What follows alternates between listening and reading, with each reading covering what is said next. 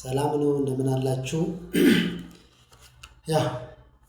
የዲያብሎስ ውጊያዎች የሚለውን መጽሐፍ የግብፅ ኦርቶዶክስ ተዋሕዶ ቤተክርስቲያን ፓትርያርክ አቡነ ሽኖዳ ሶስተኛ የጻፉት አያሌው ዘኢየሱስ የተረጎመው መጽሐፍ በትረካ መልክ ለማቅረብ አስቤ ክፍል 1 እና ክፍል 2 ሰርቻለሁ።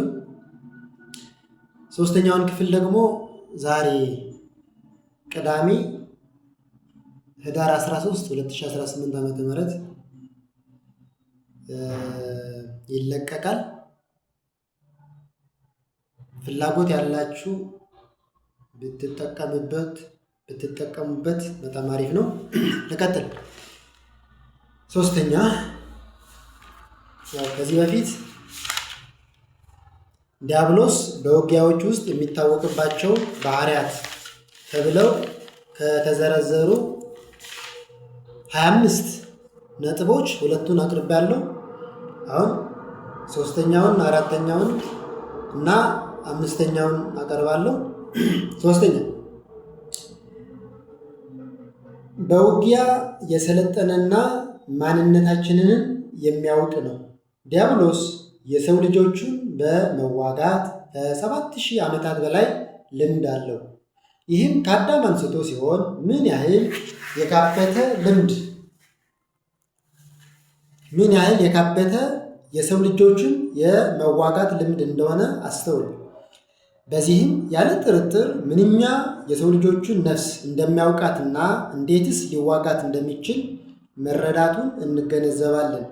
የሰው ልጆችን ነፍስ በሚገባ ስላጤናት ደካማና ጠንካራ ጎኗን ማወቅ ብቻ ሳይሆን በምን አይነት ዘዴ እንደሚዋጋትም ያውቃል። ዲያብሎስ የታላቁ የሥነ ልቦና ጠቢብም ነው። ለእርሱ የሥነ ልቦና ትምህርት ተራ ቲዎሪ ሳይሆን የሰው ልጆችን ሁሉ በሚያቅፍ መልኩ በተግባራዊ ሳይንስ የተደገፈ የልምድ ችሎታው ነው። ስለሆነም መቼ እንደሚዋጋ፣ እንዴት እንደሚዋጋና መቼ ማፈግፈግ እንዳለበት ያውቃል። የአእምሮና የልቦና በሮች በየት በኩል እንደሆኑም ያውቃል። አራተኛ ብልህና ተንኮለኛ ነው። ዲያብሎስ የቀደመው እባብ ተብሎ ተጠርቷልና ስለ እርሱ መጽሐፍ ቅዱስ እንዲህ ይላል፣ እባብም እግዚአብሔር ከፈጠረው ከምድር አውሬ ይልቅ ተንኮለኛ ነበር። ዘፍጥረት ምዕራፍ 3 ቁጥር 1። በዚህ ተንኮሉም ብልህና አዋቂ ነው። እኛም እንደ እባብ ብልህ እንድንሆን ተነግረናል። የዲያብሎስ ጥበብ ግን ማጭበርበር፣ ጮሌነትና ሰውን መጉዳት የተሞላበት ነው። የሰይጣን ጥበብ እንደ ሁኔታው የውጊያ ስልቱንና ታክቲኩን መለዋወጥ በመቻሉ ይገለጣል። አደገኛ ከሚባሉ ዘዴዎቹ መዋሸት፣ ማታለልና ማጭበርበር ስለሚገኙበት የሚዋጋው ሰው አመጣጡን ለማወቅ ግራ ይጋባል። ከዚህ በተጨማሪ ኃጢአትን እንደ መልካም ምግባር አድርገን እንድንቆጥር ያሳስበናል። ሌላም የዲያብሎስ ተንኮሎች ምንኛ ብዙ ናቸው። አምስተኛ ውሸታም ነው። የቀደሙ ወላጆቻችን አዳምና ሔዋን ሞትን አትሞቱም እና እንደ እግዚአብሔር ትሆናላችሁ በማለት ዋሽተዋቸዋል። ውሸት የዲያብሎስ ልዩ ባህሪ በመሆኑ መድኃኒታችን ኢየሱስ ክርስቶስ ሐሰተኛ የሐሳት አባት ብሎታል። ራዕይ ዮሐንስ ወንጌል ምዕራፍ 8 ቁጥር 44። እንዲህ የተባለው ዲያብሎስ የሚነግረንን ማንኛውም ነገር በማመን ከመታለል እንድንጠነቀቅ ነው። የዲያብሎስ ውሸት በሚናገራቸው ቃላት ብቻ ሳይሆን በሌላም አደገኛ በሆነ መልኩ ያስተላልፋቸዋልና ነው። ይህም በሚልካቸው ሐሰተኛ ነቢያትና ሐሰተኛ ክርስቶሶች መናገር መቻሉ ነው። ከእንደዚህ ካሉትም የዲያብሎስ መልእክተኞች እንዴት መጠበቅ እንዳለብን ጌታችን እንዲህ በማለት ነግረውናል። በዚያን ጊዜ ማንም እነሆ ክርስቶስ ከዚህ አለ ወይም ከዚያ አለ ቢሏችሁ አትመኑ፣ ሐሰተኞች ክርስቶሶችና ሐሰተኞች ነቢያት ይነሳሉና ቢቻላቸውስ የተመረጡትን እንኳ እስኪያስቱ ድረስ ታላላቅ ምልክትና ድንቅ ያሳያሉ ይላል ማቴዎስ ወንጌል ምዕራፍ 24 ቁጥር 23 እስከ 24። በእርግጥ የሚያሳዩአቸውን ድንቅና ምልክት ከአመፃ ሰው ይኸውም ከዲያብሎስ የሚያገኟቸው ናቸው። የእርሱ መምጣት በታምራት ሁሉና በምልክቶች በሐሰተኞች ድንቆችም በአመፅም መታለል ሁሉ እንደ ሰይጣን አሰራር ነው። ለዚህ ምሳሌ የሚሆንና ዲያብሎስ እንዴት በሐሰተኞች ነቢያት አፍ እንደተናገረ የሚያስገነዝብልንን ቃል እንመለከታለን። ዲያብሎስ ንጉሥ አክዓብን እንዴት ለጥፋት እንዳመቻቸው በመጽሐፍ ቅዱስ እንዲህ ተጽፏል። እኔ አሳስተዋለሁ፣ ወጥቼ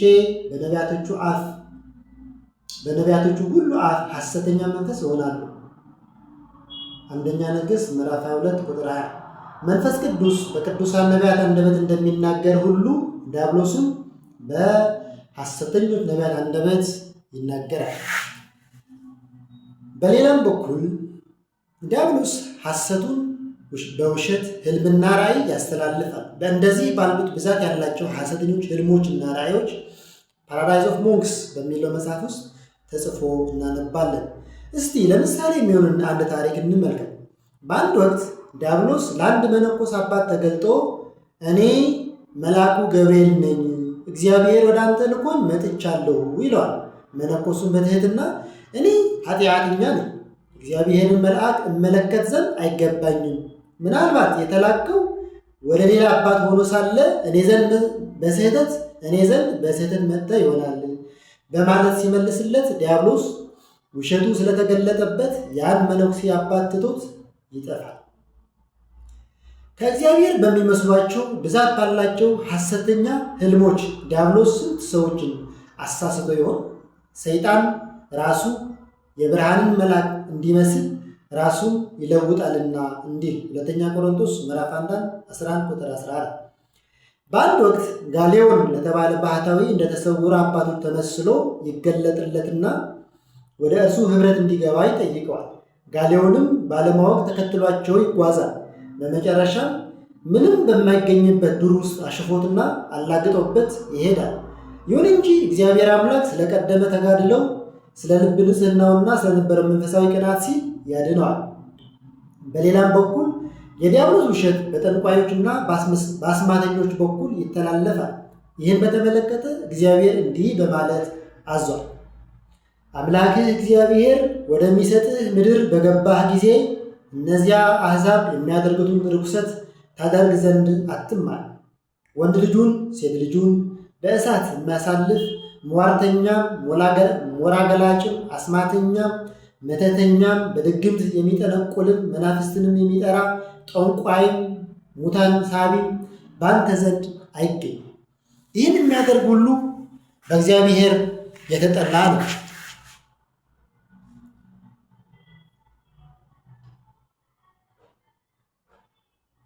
ስለዚህ ርኩሰት አምላክ እግዚአብሔር ከፊትህ ያሳድዳቸዋል።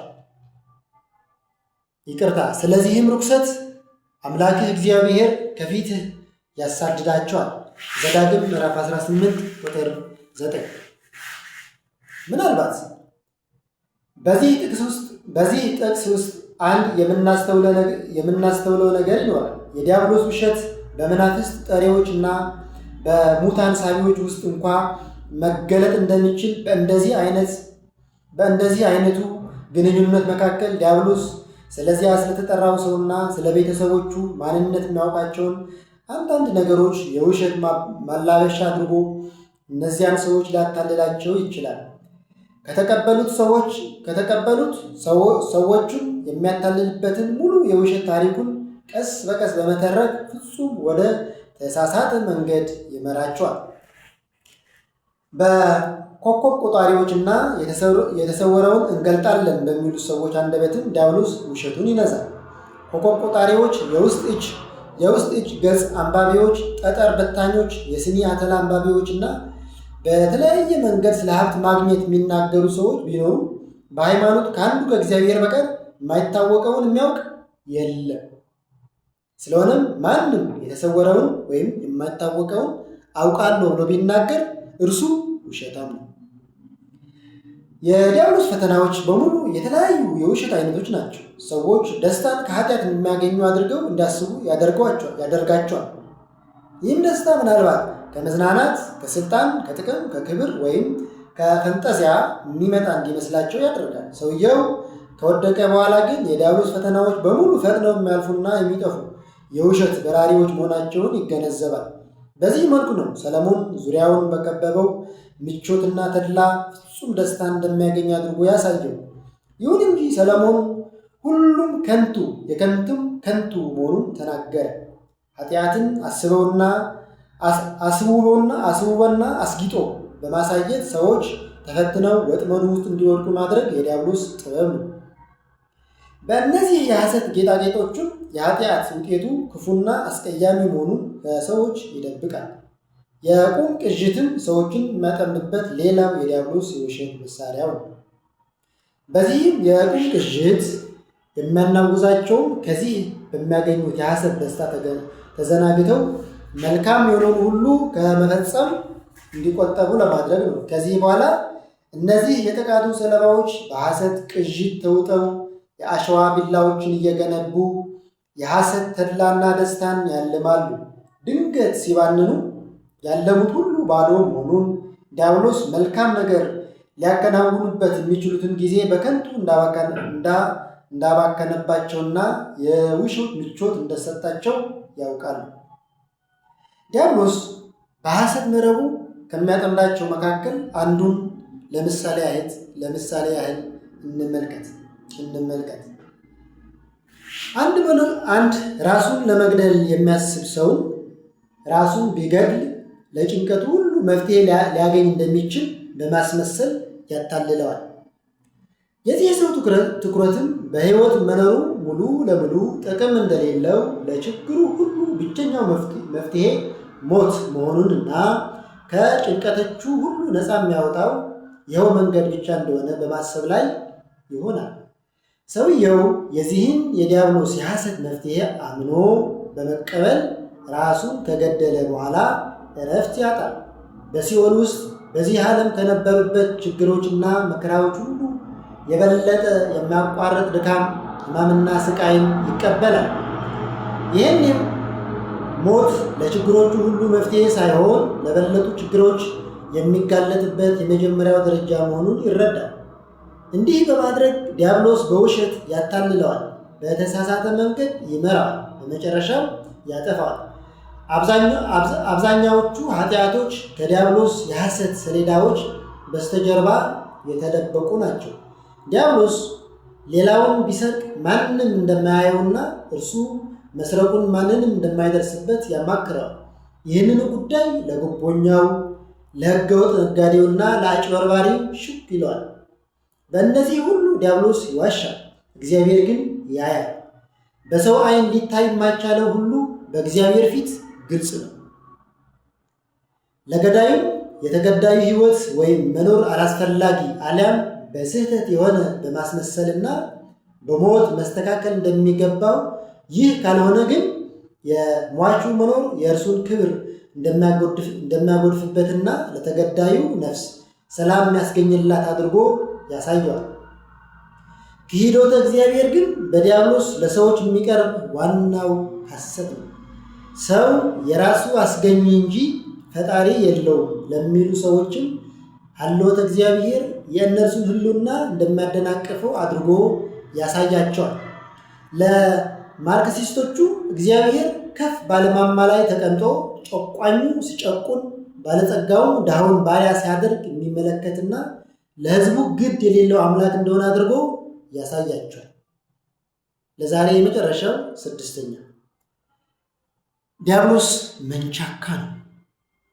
ዲያብሎስ የማይደክምና የማይሰለቸው መንቻካ ነው። አንድ ክፉ ሐሳብን ለሰዎች ሕሊና እጅግ በጣም ብዙ ጊዜ ደጋግሞ ያቀርባል። ሰዎች ይህን ክፉ ሐሳቡን ውድቅ ቢያደርጉበትም እንኳ ያለመታከት ደጋግሞ ያቀርብላቸዋል።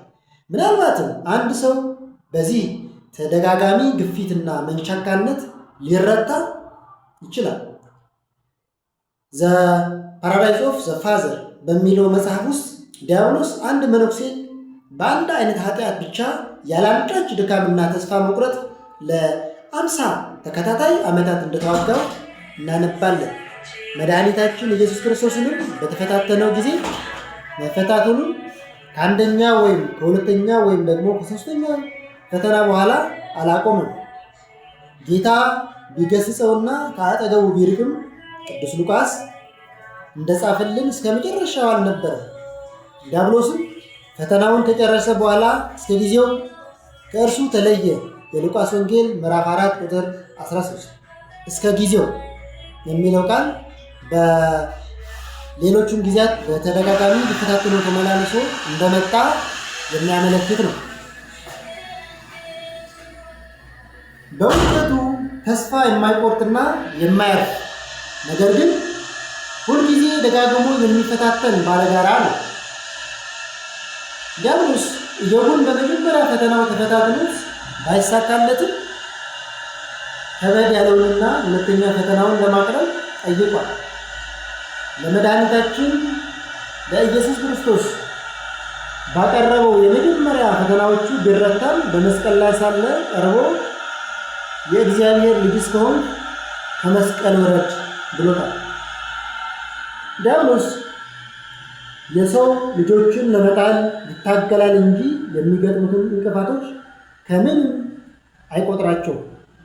የአዳምና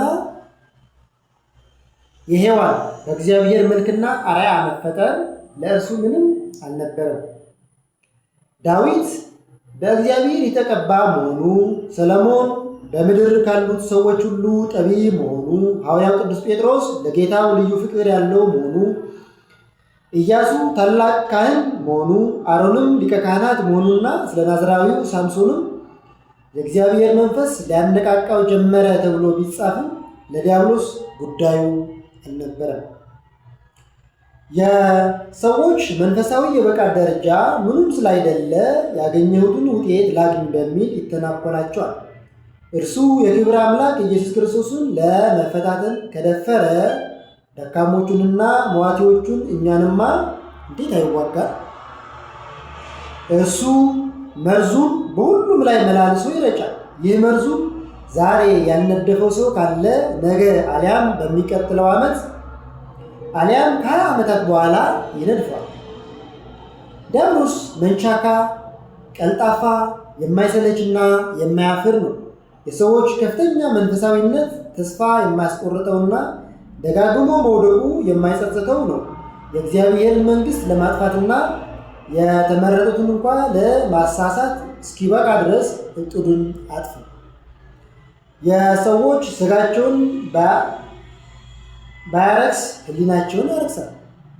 ውጊያዎቹን መንፈሳዊ ተጋድሎ አድርጎ ለሚቀበሉትም ለሥጋቸው መውጊያ ሆኖ ይሰጣቸዋል። የእግዚአብሔር ልጆች ሊጥላቸው ባይችልም እንኳ ይከሳቸዋል። እንግዲህ ለዛሬ ያዝኩትን ጨርሻለሁ። በቀጣይ 4ኛውን ክፍል ይዤ እመጣለሁ። ስለተከታተላችሁኝ በጣም የማመሰግነው። ከወደዳችሁት ሌሎችን እንዲጠቀሙበት ሼር ብታደርጉት ደስ ይለኛል። መልካም ዕለተ ቀዳሚ ሰንበት ያድርግላችሁ። ቴንክ ዩ ሃቭ አ ናይስ ዴይ